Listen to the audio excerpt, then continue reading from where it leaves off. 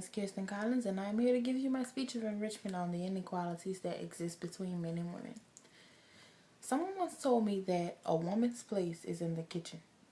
I couldn't help but to go off about that. How can you say that a woman's place is in the kitchen? That's not true. A woman's place is where she chooses to be. No one can dictate to a woman as to where she belongs or where she should be in life or which it is that she should do. Although that is tradition, it has been tradition for centuries that a woman stays home. She takes care of the kids, she takes care of the home, while the man is the breadwinner. He goes out, he works hard, and he brings home the bacon. But over for about a century now, women have been fighting for their rights. They want to be just as equal to man.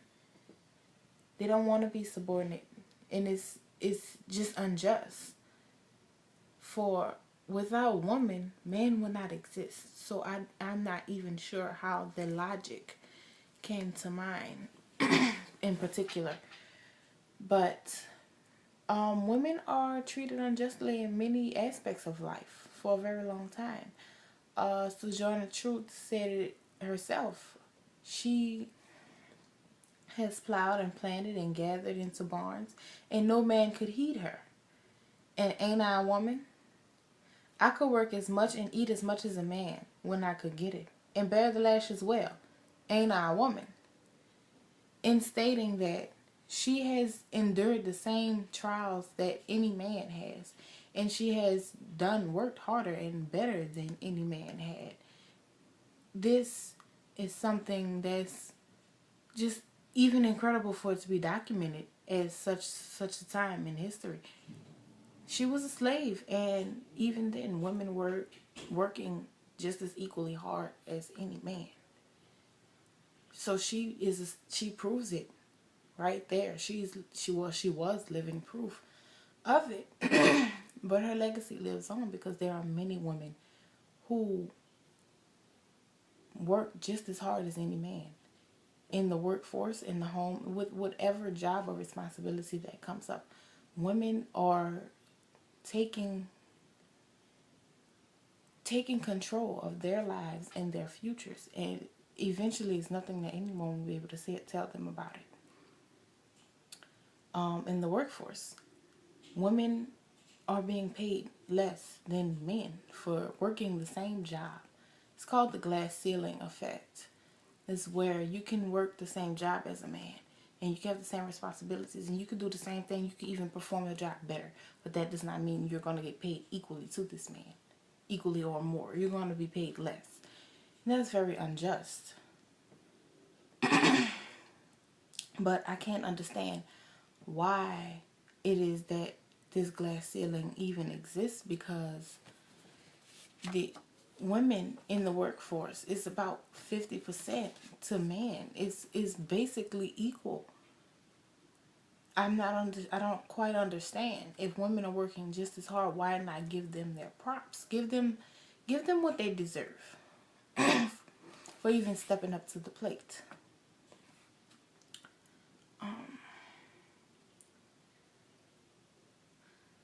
From another source that I have found about, women inequalities, men in general, it states that women in professional workplaces were thus relegated to providing support that frequently looked like the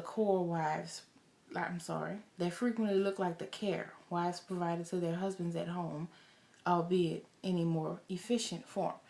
So in other words, this is from Work Wives, my resource. In other words, when women were first eligible to work, when the jobs first began to pop up, they were given secretary-like jobs. They were given jobs that would be similar to what they would have done in the home. Secretary work. They weren't given any real serious jobs. In another source that I had, it said that women were given the less stressful and lowest efficiency rated jobs, while men were given the more skillful and highest efficiency rated jobs, because, well, they just felt that men were better and women were superior.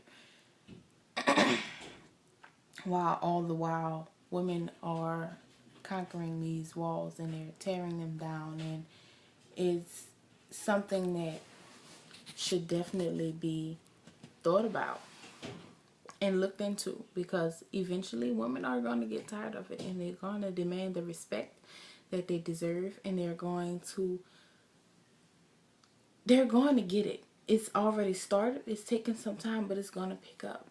Now, although man does portray themselves as being superior to women, there are some men who are actually taking on the roles of what women you traditionally do in the home. Some men prefer to stay home. Some men prefer to cook. And this change is change nonetheless. I am very proud that most men don't feel that they have to be masculine, that they have to do this. I think men and women both should have an option. I don't think all women need to work. I don't think all men should work. I think people should do what makes them comfortable and what makes them happy. So, in conclusion, men and women are slowly but surely dying out to the equality line where men and women both accept the roles that are played and switched out amongst each other. I think that that is coming. I hope that it is sooner than later. But one must keep in mind that it will get here, because women were once considered goddesses. We were worshipped. Check out the Alphabet versus Goddess book. It's there. The evidence is there, and it's amazing. So I hope you all enjoy my speech. Any questions, comments, or anything you have to say to help me out understand better, just leave a comment, DM me, or follow me on Facebook or anything.